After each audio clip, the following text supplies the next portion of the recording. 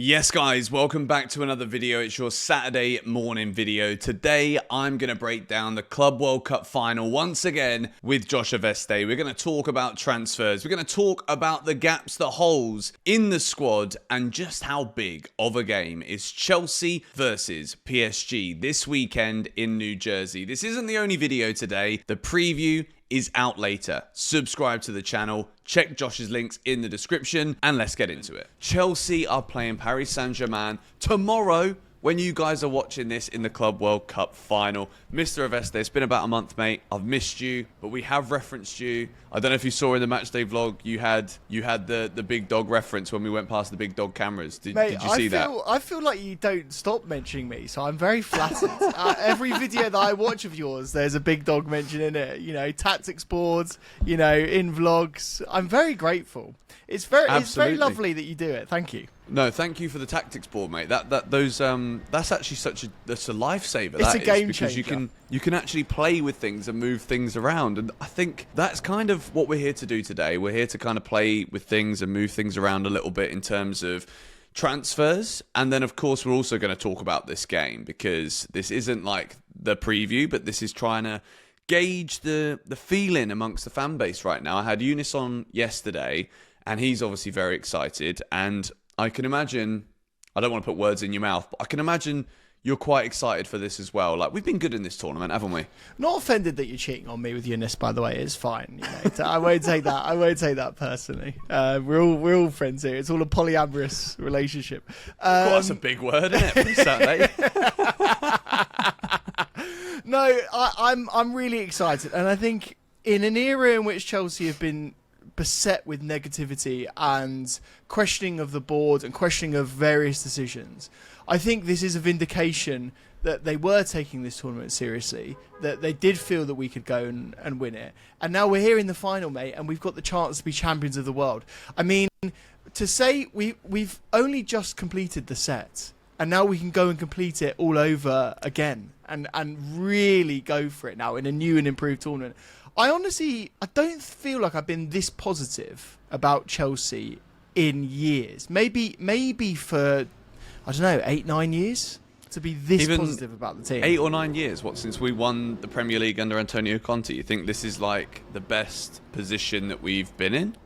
I think in terms of like the future, yes. You look at what we've got coming up in the horizon and you go, Esteval coming in, who's one of the best wonder kids in Brazil. You know, you've got so much positivity about Cole Palmer improving and getting better as well. And so link all of that together and you go, it's not just next season that we should be challenging. And fair enough, mate. We might not win the league next season. Who fucking cares, really, to be honest with you? But the thing is the direction, no, but in a weird way, I don't, because for me, it's like the direction of movement is forwards. And as long as we're moving forwards, I'm happy, to be fair. Yeah. So you think this, I asked Eunice a similar question. Do you think this Club World Cup impacts what we do between now and the start of the season? Like, do you think winning it means that we look at the squad and we're like, oh, we've just won a Club World Cup, so we should probably just like put our hands down now? Or is it the opposite, where it's like, we've made a load of money from this tournament, we look at the squad, and I mean, the squad is looking healthy, I must admit. There are still positions like new goalkeeper, definitely cover for Marc Cucurella at left back, and a versatile sort of hybrid attacker I still think Chelsea need. Maybe a centre-back. But are we being greedy there? Do you think winning this tournament or not makes any difference to the approach in the market post-tournament?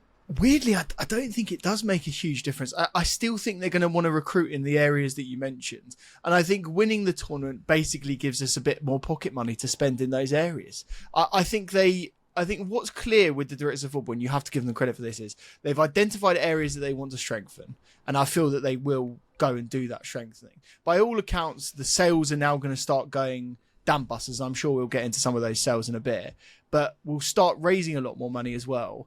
And then the outlook then looks really exciting in terms of the potential options that we've got. So I totally agree with you, by the way. Those 4 areas would be the areas that I would be looking at. The only question that I've got on one of them is the centre-back and who the hell drops out from that centre-back berth to replace, you know, someone coming in. Because you can't have, I don't think you can have 6 first-choice centre-backs with And Anselmino and Assar, in the wings, waiting to come in as young players who will inevitably go on loan. I think the centre-back position is one that I'm least worried about. If you'd have asked me that question 4 months ago, when I didn't have this unwavering faith that I have right now in Tosin, I don't want to speak too soon, but he's been fantastic. I think Trevor's always been fantastic. And Wesley Fofana, if he stays fit, which look, Pedro Neto played more games last season than he has in recent years and stayed fit. Reece James is now, again, touch wood, looking like he's able to stay off of the injury table. So I think if that's the case, I've been looking at this summer, and again, you praise the sporting directors there, and I think I should probably echo that too, because I've been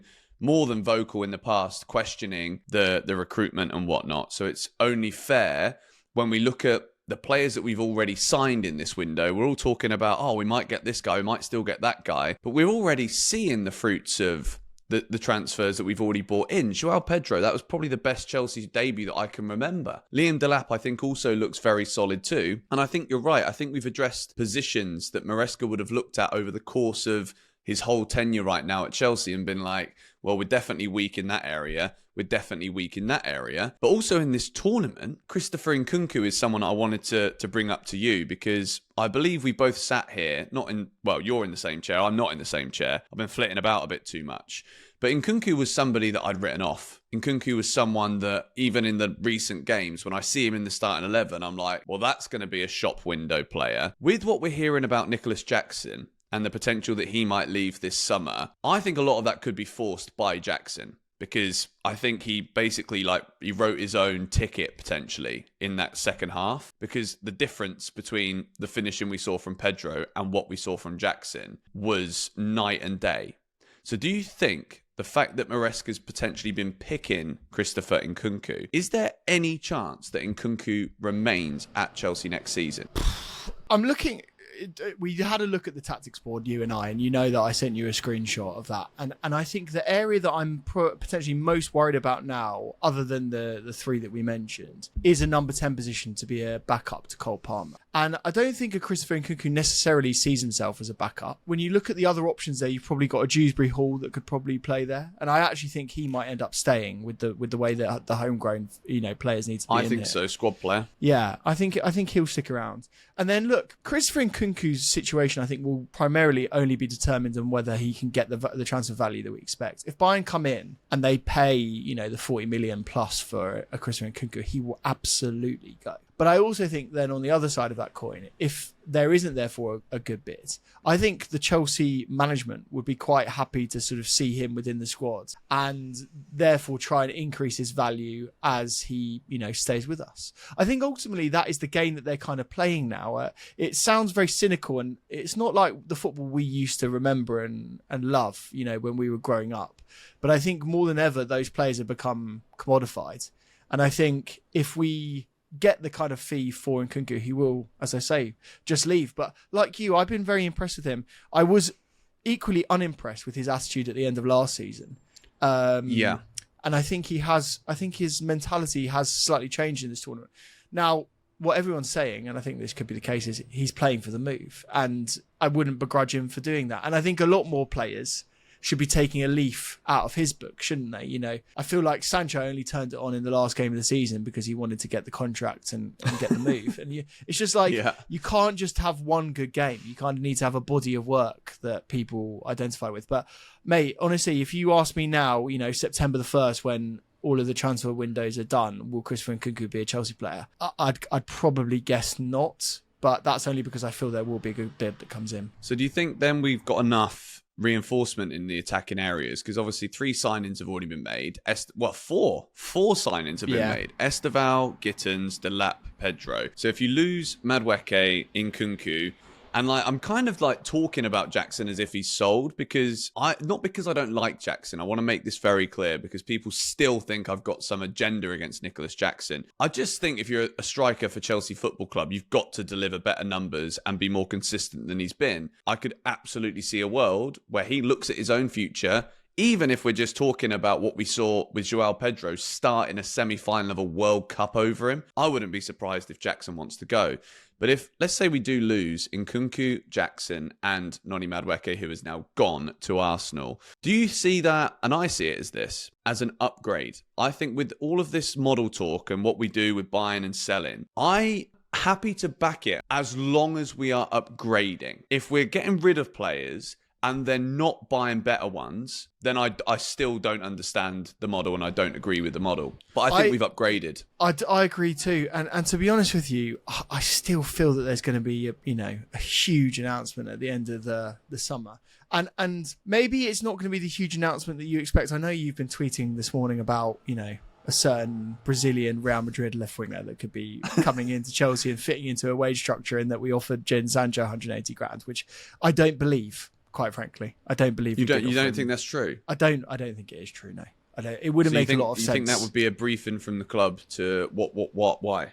I think it would be a briefing from Sancho to get his wages up as high as physically possible at his new club. That does make logical sense, actually. Yeah, that does make sense. So if Sancho's out there briefing journalists to say, I was offered 180, then I want 200 when I go and play for Juventus or Besiktas, then. That's it is what it is. But I think in terms of answering the question in terms of leveling up, I agree, and I think that will only be exacerbated by a player like Rodgers coming in. And I think ultimately, what you've got to do with Chelsea in terms of preempting transfers is you've got to look at the past record, right? And the past record is quite clear. Let's buy academy Manchester City players or players that have worked with Enzo Maresca or players that played for Brighton. That is pretty much the model that you're looking at, right? And so the Rodgers transfer in a nutshell, yeah, is just screaming out to me right now. Like, if you think about it, Aston Villa needs some cash.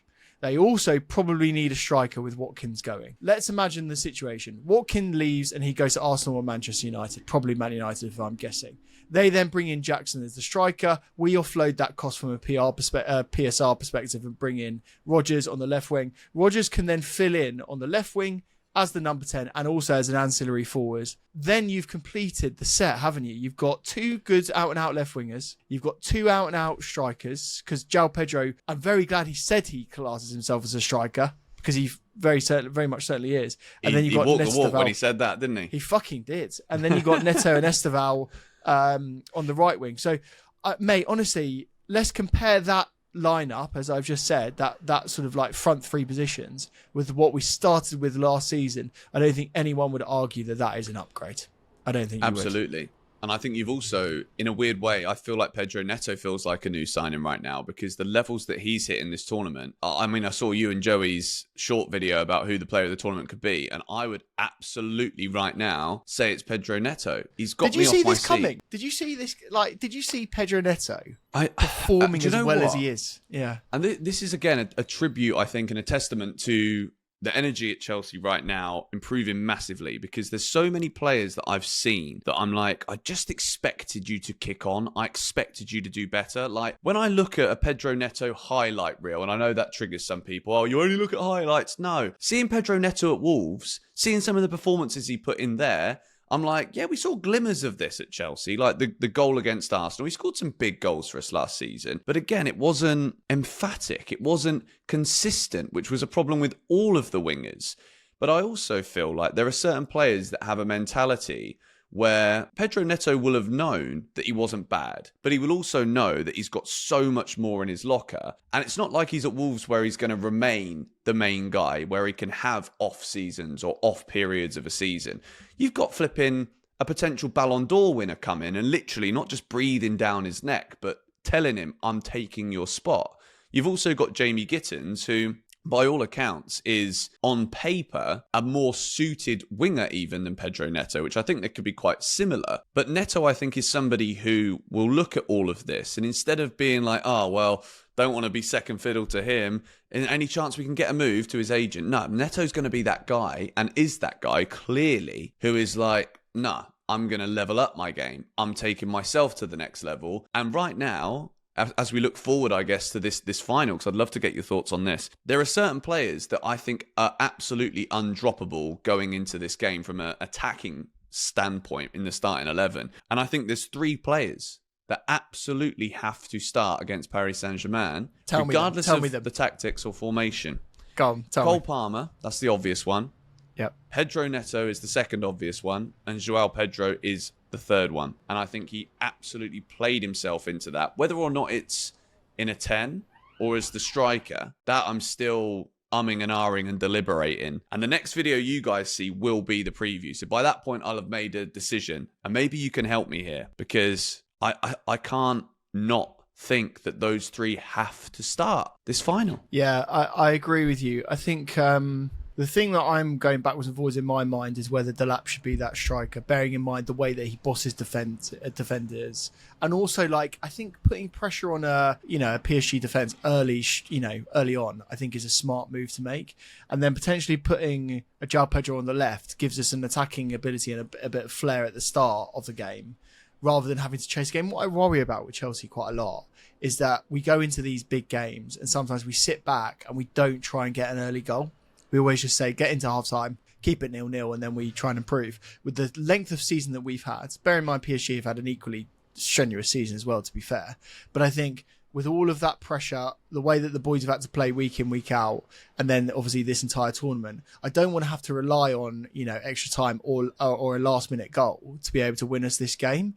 And so if I was Maresca, I would kind of go brave with this. I would go and play more attacking players in a more attacking philosophy and go for it. Bearing in mind, we're not going to be playing that sort of like sideways possession-based football. This is going to be a game of transitions, isn't it? It's going to be a game where PSG attack us and we've got to then go and put a long ball up the pitch and hope that Delap can hold on to it or Joao Pedro can hold on to it and then run from there. Do you know what I mean? So if I was doing it, and I don't want to, preempt your team because I think let's do that in the preview. But I think for me, I would probably start Delap and I'd go for Joao Pedro on the left. Could be. Again, I've got the flipping notebook out, and this isn't actually my notebook. I've stolen some pages out of the Women and Wealth Forum. Don't know really what this is, but we're writing stuff down on here.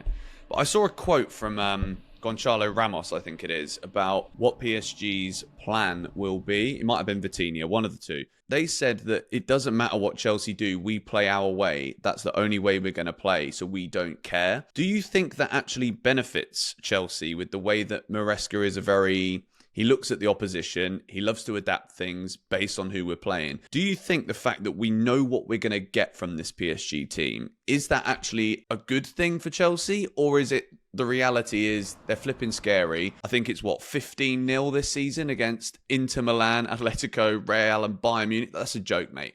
They haven't conceded a goal in those games and they have destroyed them all. Do you think this is... I don't want to say it because I genuinely do believe Chelsea have got enough in us to go for it. And I think you're right. I think we need to be brave. I don't think we can sit back. I don't think the defensive lineup is going to work here. Because if they score one, then what? We're going to have to chase the game a little bit and then they'll probably score two on the counter. Like, for me, in my head, I think we have got to try and match them. What do you think the approach should be or needs to be? Yeah, let's be honest, right? What are we worst at in terms of playing teams and their strategy? We're the worst at playing low blocks, aren't we? Which we're certainly not going to get. We struggle to do that. And in fact, that's what teams come to Stamford Bridge now and play, because they know that we find that really, really difficult to break down. This year might be very different with the acquisitions that we've made and the squad that we've been able to assemble. So good luck to any teams that do come to Stamford Bridge and play that way. If you look back on the last, let's say, 18 months or so, the teams that we've actually given a really good game to are the teams that come onto us and want to attack, and then we can use the pace that we have and the skill, the technique that we have on the wings as well to put the ball through in the goal. Whatever team that we were going to be playing in this final, it was always going to be a difficult game. Like the Real Madrid, team, even if they are in a period of time where they're not performing very well, that would have been a very difficult game for us. It ends up being PSG, champions of Europe, looking like absolutely one of the most exciting sides in Europe for a long time, to be fair. Enrique being a really, really good manager. Obviously, we looked at, him as well. And potentially, he would have been brilliant for us as well. I think we just got to, as you say, I agree. I think we've got to play them at their own game. I think we've got to go for it. And ultimately, we have got the ability to do that. Like, I understand why we are underdogs. I completely get it. Yeah. but also, like, we have immense quality and immense technique. So for everyone writing us off, just look at the team sheet sometimes. Do you know what I mean? Like, we aren't, a B team that have just struggled to get to the final and just deserve to be there. Do you know what I mean? I mean, you say look at the team sheet, and Aston Villa beat PSG 3-2. And to be very truthful, having watched that game thinking one of the best football matches you'll see this season, last season now, I think that could be the framework Chelsea use, because Aston Villa were very unlucky there that they didn't actually knock them out. And I think that's the thing that people are forgetting about PSG is Real Madrid, for example, there was two pretty hefty defensive errors that led to goals. And look, PSG can hurt you regardless of whether or not you make a mistake. So I think it's a no-brainer that Chelsea probably won't win this game if we do make mistakes. If we're not perfect at doing the defensive things correctly and playing out from the back without mistakes, and hopefully Mr. Robert not throwing the ball straight to a PSG player, all of those things have to happen. But then at the same time, when I look at the Aston Villa team, and I'll put it up on the screen for you lot now, I think Chelsea have got better quality than this Aston Villa side. Yes, Unai Emery has created a very well-drilled unit there, but I would say that is what Maresca's created in this tournament, at least. People seem to understand the fluidity of what they're expected to do. Someone left a comment on the video yesterday, and I didn't ever look at it as this kind of phrase before, but zone replacement football. I mean, like, that's a brilliant way of looking at it, right? And I think Chelsea have the personnel right now to absolutely do this. I'm not going to go into any more depth on this right now because I'm going to do a little bit of research into what this actually even means. But smart comment, whoever it was that said that, well done. But I think Chelsea can look at the Botafogo game. I wouldn't look at that because PSG didn't play their strongest 11 there. The Aston Villa match in the Champions League, I think, is the framework. So when I'm thinking about that, I think Chelsea here, I can see us, if we can score the first goal, I think we'll go on and win the whole flipping game. Mate, at the end of the day, right, I know we're afraid of them because they're European champions and they're an elite team with individuals that, we would love to have. Like Bradley Barcola, we were desperate to get him. Do you know what I mean? Like, there are so many players in that squad that we would absolutely have in our team. It's clear. That's obvious. They've got immense individual quality, and together they comprise a really good team. And their manager is elite as well, and has done it at various clubs, and is always well respected and actually well admired. Right? So, yes, we're not arrogant enough as Chelsea fans to say, do you know what? We're absolutely going to destroy them. There's no Chelsea fans that are saying that. But on the other side of the coin, if you go to Paris right now, and I know your French is exemplary, but if you go to Paris right now, I'm sure they're not looking at this final and going, yeah, do you know what? That's going to be a piss easy game and these guys are shit. And weirdly, obviously this might be a massive jinx, but weirdly, I think we're going to give them a much better game than Real Madrid would, to be fair. So, absolutely. I don't necessarily feel that there's an out and out underdog in this game. I really don't. I think it's a Chelsea thing in a final. Everyone's kind of overplayed that a little bit. Like, we're underdogs in 2012, we're underdogs in 2021. But realistically, as you build up to the game, if Chelsea do get slapped up by PSG, no one can really be surprised. I will be upset, obviously, because I think this whole idea of this game is the gauge as to where we're at. On one hand, it is, because if we do get battered, we're going into the Champions League, and I don't know about you, but when Chelsea are in the Champions League, I don't want to say, oh yeah, I'll be delighted with a quarterfinal. I want to go as far as possible, and then hopefully as the season goes on, the draw favours you and you get some good wins on the way. So I do think there is part of me that thinks that, but at the same time, we can't ignore what PSG are. Obviously, history usually requires you to be performing at this level for a consistent period of time before you're considered one of the great teams.